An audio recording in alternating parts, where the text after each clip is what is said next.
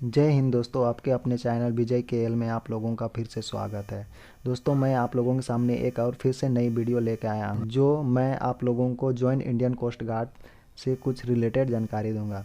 दोस्तों, इस वैकेंसी को अप्लाई करने से आपको बहुत फ़ायदा है। दोस्तों, आप इसमें फ्री में एग्ज़ाम देकर नौकरी भी ले पाएंगे। आपको किसी प्रकार की ट्रेवल खर्चा यानी कि आने जाने की खर्चा नहीं लगती है। पर बहुत सारे कैंडिडेट को इसके बारे में जानकारी नहीं। दोस्तों, मैंने खुद इसमें गया है, इसलिए मैं इसके बारे में अच्छी तरह से जानकारी लिया हूँ और मैं खुद इस आने जाने की खर्चा का लाभ ले पाया हूँ। तो दोस्तों, इस वीडियो को आप अंत देखिए, आप लोगों को इसके बारे में सारी जानकारी देता हूँ। इससे पहले चलिए जानते हैं कि इस वैकेंसी में कितनी की योग्यता की ज़रूरी है और साथ ही क्या क्या ज़रूरत पड़ती है इस वैकेंसी में। तो दोस्तों, देखते हैं आगे क्या क्या आता है। आपके पास सामने ये जॉइन इंडियन कोस्ट गार्ड के ऑफिशियल नोटिस है, आप लोगों को मैं इसमें दिखाता हूँ।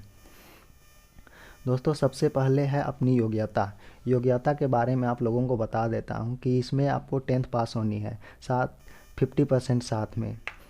यदि आप 50% के साथ में 10th पास हैं तो इस वैकेंसी के लिए आप अप्लाई कर सकते हैं। साथ ही एसटी और एससी और स्पोर्ट कोटा के लोग, जो लोग नेशनल लेवल के गेम खेल चुके हैं, जो कि फर्स्ट सेकेंड और थर्ड रैंक यानी कि पोजीशन में आए हैं, वे लोगों को 50% का रिलैक्सेशन मिलती है। यानी कि आप 45% आपका 10th में है तो इस वैकेंसी को आप अप्लाई कर सकते हैं। इस वैकेंसी में 2 पोस्ट हैं, कुक और स्टेवर्ड। कुक में आपको फूड बनाने की कुछ जानकारी होनी चाहिए, जिसमें वेजिटेबल और नॉन वेजिटेबल कुछ फूड बनाने की जानकारी होनी चाहिए, और स्टेरॉयड जो कि ऑफिसर लोगों के लिए कुछ फूड बनाया जाता है। अब जानते हैं कि इसमें एज कितना होती है। दोस्तों, इसमें 18 से 22 साल के लोग 22 साल के लोग अप्लाई कर सकते हैं।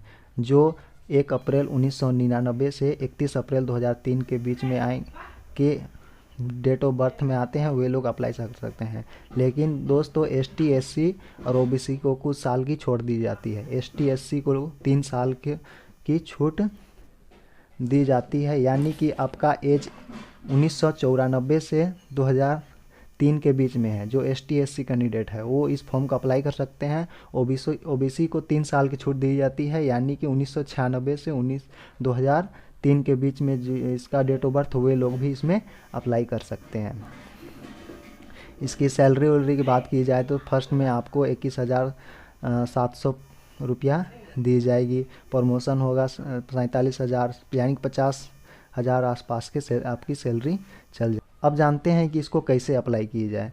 दोस्तों, इसको अप्लाई आप 30 नवंबर से 7 दिसंबर 2020 तक अप्लाई कर सकते हैं। दोस्तों, इसको अप्लाई करने की बहुत कम टाइम दी जाती है। ये 7 दिन की टाइम दी है, लेकिन आप अगर 3-4 दिन में अगर नहीं कर लेते हैं तो बाद में सर्वर डाउन हो जाता है, जिससे आपको करने में परेशानी होती है और आपको एप्लीकेशन रिजेक्ट कर दिया जाता है। इसलिए दोस्तों, आप फर्स्ट टाइम ही इसकी अप्लाई कर लें। अब जानते हैं दोस्तों कि इसका सिलेक्शन प्रोसेस कैसे होती है। सबसे पहले आपका एग्ज़ाम ली जाती है। एग्ज़ाम अगर यदि आप क्वालिफाई कर लेते हैं तो आपको पीएटी यानी कि फिजिकल के लिए तुरंत ही बुलाया जाता है, जिसमें 16 मीटर की रनिंग होती है, जिसे 7 मिनट में कंप्लीट करना होता है, और 20 उठक बैठक होता है, और 10 पुशअप मारना होता है। ये क्वालिफाई नेचर की होती है। ये क्वालिफाई कर जाने के बाद में आपको तुरंत मेडिकल के लिए बुलाया जाता है। मेडिकल भी क्वालिफाई कर जाते हैं, उसके बाद में आपकी मेरिट लिस्ट कुछ दिन बाद में आ जाती है, उसके बाद में ज्वाइनिंग हो जाती है। दोस्तों, अब मैं बता देता हूँ कि आप लोगों को आने जाने की खर्चा कैसे मिल पाएगी। तो दोस्तों, ये जानकारी आपको शायद ही कोई यूट्यूबर दे पाए होंगे, लेकिन मैं तो इसलिए दे पा रहा हूँ कि मैंने खुद ही गया है और इसका लाभ मैं उठा लिया हूँ, इसलिए मैं दे पा रहा हूँ। तो दोस्तों, इसके लिए आपको डॉक्यूमेंट होना ज़रूरी है। डॉक्यूमेंट में आपकी एसटी एससी लोगों को ही इसमें ट्रेवल खर्चा मिलता है, ओबीसी और जनरल लोगों को इसमें खर्चा नहीं मिलती है। तो दोस्तों, जान लीजिए कि आप यदि एसटी एससी है, उसको भी अगर आपके पास डॉक्यूमेंट नहीं है तो नहीं मिल पाएगा। और डॉक्यूमेंट वह जरूरी पड़ती है, यानी कि आपका कास्ट सर्टिफिकेट और आपका एडमिट कार्ड। एग्ज़ाम के लिए जो एडमिट कार्ड निकलती है वो कम से कम 4 लेके जाना है।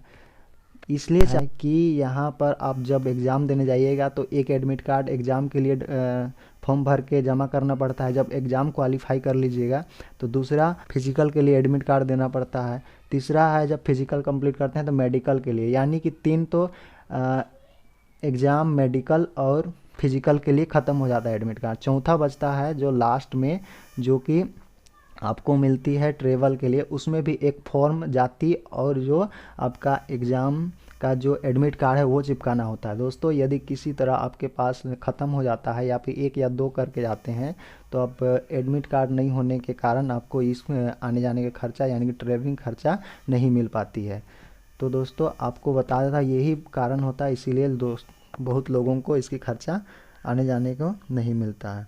तो दोस्तों ध्यान रखें कि आप कम से कम 4 यानी कि सारा कॉपी जो जो डॉक्यूमेंट लगे कम से कम 4 कॉपी या 5 कॉपी करके ले जाइए, तब जाके आपको पूरी लाभ मिल पाएगा।